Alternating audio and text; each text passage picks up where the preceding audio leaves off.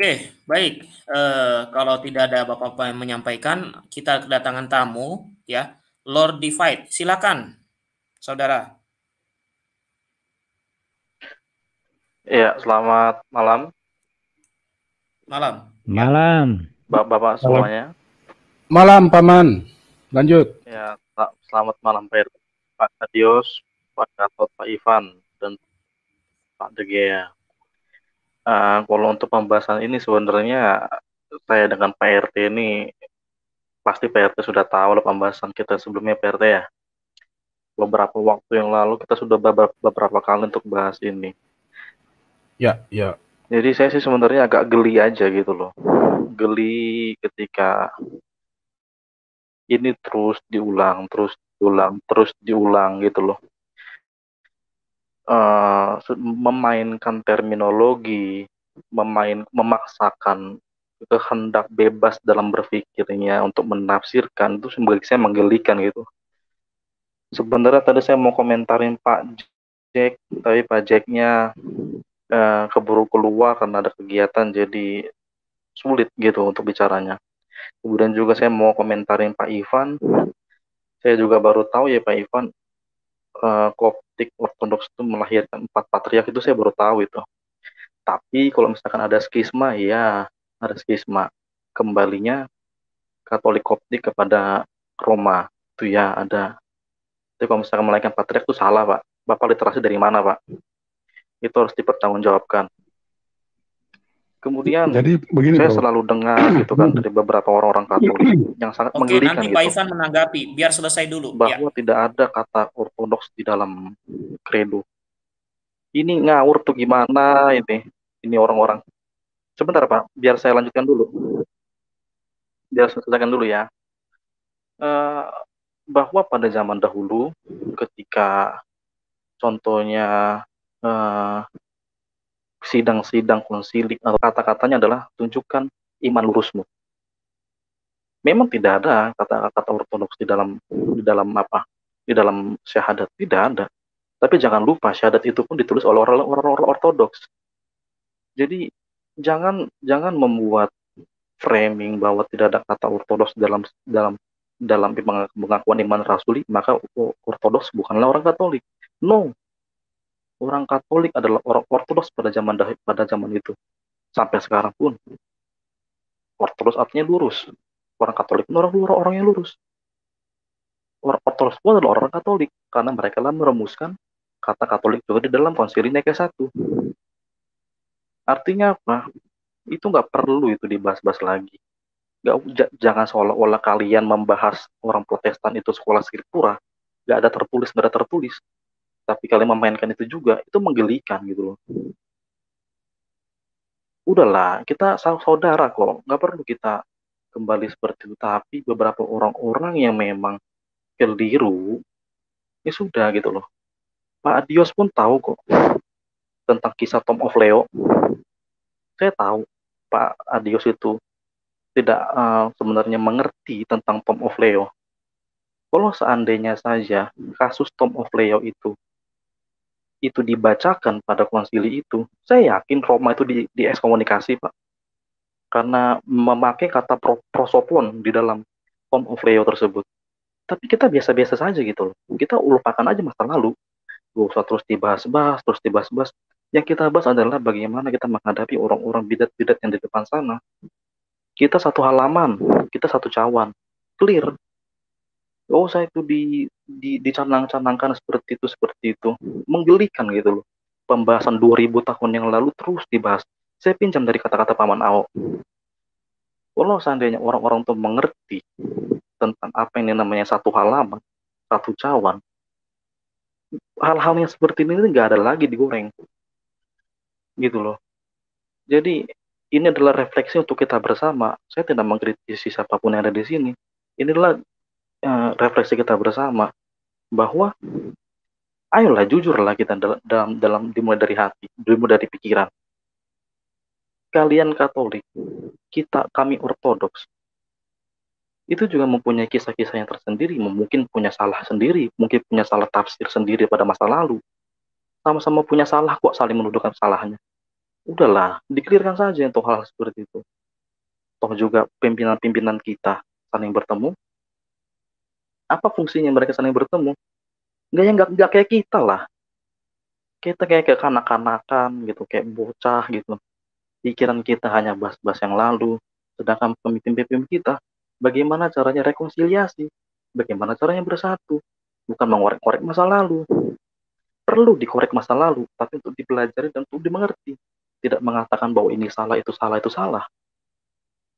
Jadi Pak Degea, Pak RT, Pak Adios, Pak Gatot, Pak Ivan, lebih banyak lagi ketika orang berliterasinya semakin banyak, biasanya orang itu akan semakin tunduk, Pak.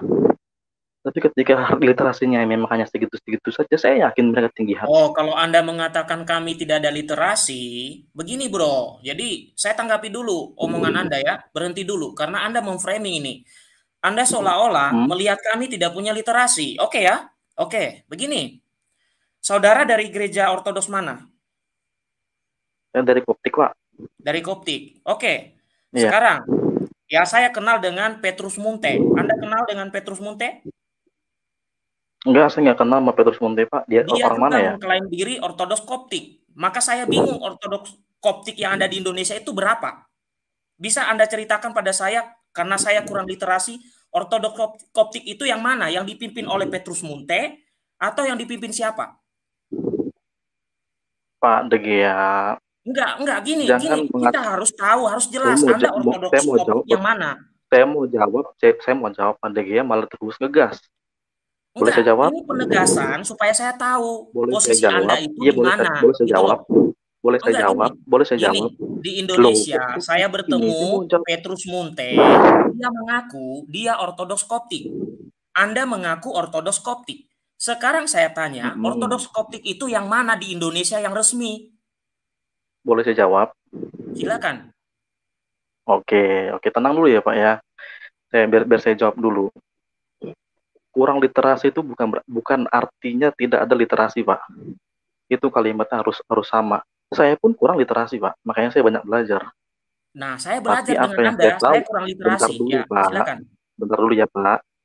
Saya tahu Bapak tuan rumah di sini, makanya saya juga sopan sama Bapak. Maka dari itu. Saya sopan dengan Anda. Jangan Anda memframing seolah-olah kami ini di sini itu tidak punya literasi. No, tidak. Saya tidak bilang seperti itu. Tadi omongan Anda apa?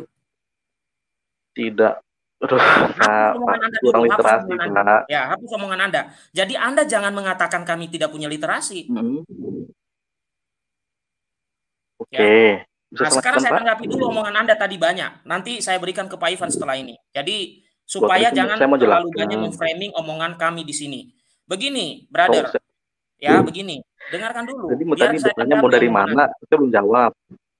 Dengarkan dulu. Kan sudah Anda banyak diberi waktu untuk bicara.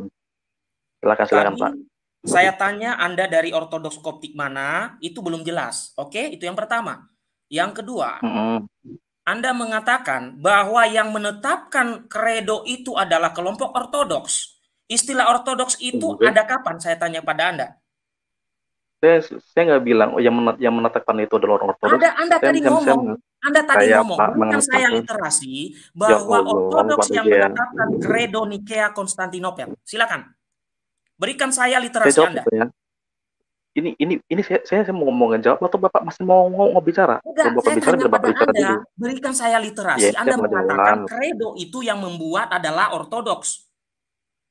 Ini saya mau jawab ya, Pak. Silakan. Pakai data, jangan hanya ngomong. Iya, Pak. Ini semua jawab boleh? Ya, silakan. Oke, stop dulu ya Pak bicaranya, Pak. Oke. Saya tadi tidak bilang bahwa orang Ortodoks yang menetapkan. Orang bisa mengulang omongan Anda. Tadi Anda mengatakannya. Silakan Pak Ivan. Tadi dikatakan ini saya tidak. Mau jawab. Pak Ivan silakan. Karena tadi yang disebut Pak Ivan, saya serahkan Pak Ivan. Tadi disebutkan kok. Anda jangan kemudian Anda blunder sendiri. Anda mengatakan yang menetapkan kredo itu orang-orang Ortodoks kok katanya. Silakan Pak Ivan. Masya Allah. Ya. Jadi kalau ngomong itu jangan asal ngomong kawan. Jadi orang bisa merekam omongan Anda. Itu. Di sini kalau saya ulang ada omongan Anda itu. Silakan Pak Ivan atau Pak RT, silakan. Biar dijelaskan dulu sama si Lord. Silakan Lord. Iya, terima kasih, Pak. Di mana literasinya? Ya. Iya, sebentar, Pak. Ini saya mau jawab. Kalau saya masih disela lagi, saya keluar aja, Pak. Saya nggak nyaman. Ya, karena Anda yang men-framing kami di sini. Kalau ngomong itu pakai data, jangan framing. Ya, ini saya mau jawab. Bisa? Dari tadi kok nanya-nanya dulu. Jawab Silakan, langsung. silakan Pak. Lain Ini coba. ya, mungkin Pak RT, Pak Dios, Pak Gatot, Pak Ivan pun tahu saya mau jawab, tapi kan dipotong-potong terus. Ya, jangan Jadi, Anda memutar balik omongan Anda. Makanya saya tuh nggak suka orang yang suka menentang omongannya sendiri. Itu yang saya nggak suka. Omongan sendiri tuh punya pendirian gitu loh. Anda ngomong A, jangan B kemudian gitu maksudnya. Silakan.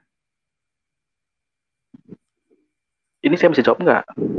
Silakan. Jadi jangan mutar-mutar. Anda harus punya pendirian. Silakan. Oke. Ini saya jawab ya, Pak. Saya tadi tidak bilang bahwa yang menetapkan itu hanya orang ortodoks saja. Orang ortodoks pun ikut dalam menuliskan itu. Berbeda dengan omongan Anda pertama. Masya Allah, Pak. Oke. Kalau saya memang hilaf, oke, saya kita minta menganalisa maaf, Pak. omongan Anda. Berbeda dengan omongan Anda pertama. Anda harus konsisten kalau ngomong. Oke, mungkin yang lain ada saya dengar seperti itu. Kalau memang seperti itu, saya minta maaf. Ada yang lain dengar seperti itu? Mungkin Pak RT, Pak Dios, Pak Gatot, Pak Ivan? Ya, kurang lebih begitu. Tapi bagaimanapun juga saya mau ini dijelaskan dulu supaya kita bisa tangkap seluruh isinya. Itu anggaplah itu kalau kekilafan lidah tadi oke, kita nanti kalau memang itu baru kita bisa diketahui dulu. Tapi sekarang coba nanti jelaskan dulu itu sedemikian rupa sehingga bisa dipahami. Ya. Terima kasih Pak Dios. Jadi maksud yang tadi saya sampaikan adalah tidak hanya orang Katolik saja yang menulis itu, tetapi juga orang Ortodoks pun ikut dalam menulis tersebut. Sebenarnya udah saya bilang di awal, ya orang Katolik adalah orang Ortodoks adalah orang Katolik. Mereka sama-sama mengatakan pada saat itu seperti itu. Oke, itu saya skip dulu. Saya mau menyampaikan saya dari mana supaya jelas dulu. Saya belum pernah namanya bertemu dengan si Petrus Munte. Saya juga sering menyampaikan di grup saya foto saya pun saya tampilkan seperti itu dengan beberapa kali saya ibadah. Saya di Kupning Alexandria, Bapak bisa sering mampir ke Bekasi juga ada, di Surabaya ada, di Kalimantan ada, seperti itu. Jadi kita memang berdiri secara legalitasnya memang ada. Jadi kalau misalnya ditanya saya dari mana, saya dari Kupning Alexandria, Pak Degea dan lain-lain. Saya hanya tidak nyaman saja dengan beberapa penyampaian seperti itu. Yang mengorek saat lalu, yang mengkreditkan bahwa inilah yang paling benar gitu loh. Oh no, jangan seperti itu gitu loh.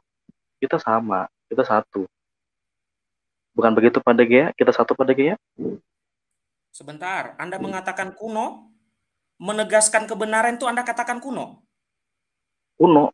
Saya sampaikan kuno tadi Pak. Menurut Anda. Sekarang saya tanya pada Anda. Siapa yang ditetapkan oleh Yesus sebagai pemimpin para rasul? Saya tanya. Pak, saya nggak mau... Enggak, Anda katakan kalau menyatakan kebenaran itu kuno. Berarti Anda menentang apa yang disampaikan Yesus memilih penggembalaan melalui Petrus. Betul bukan? Pak, saya tidak menyangkal, Pak. Anda mengatakan saya menegaskan kebenaran di sini bahwa yang dipilih oleh Yesus memimpin para rasul dan seluruh gereja lewat Rasul Petrus. Itu yang saya tegaskan di sini. Lalu Anda mengatakan itu kuno. Kuno. Anda bisa nyatakan pada saya kunonya di mana? Coba menegaskan kebenaran itu. Saya tidak akan membahas itu.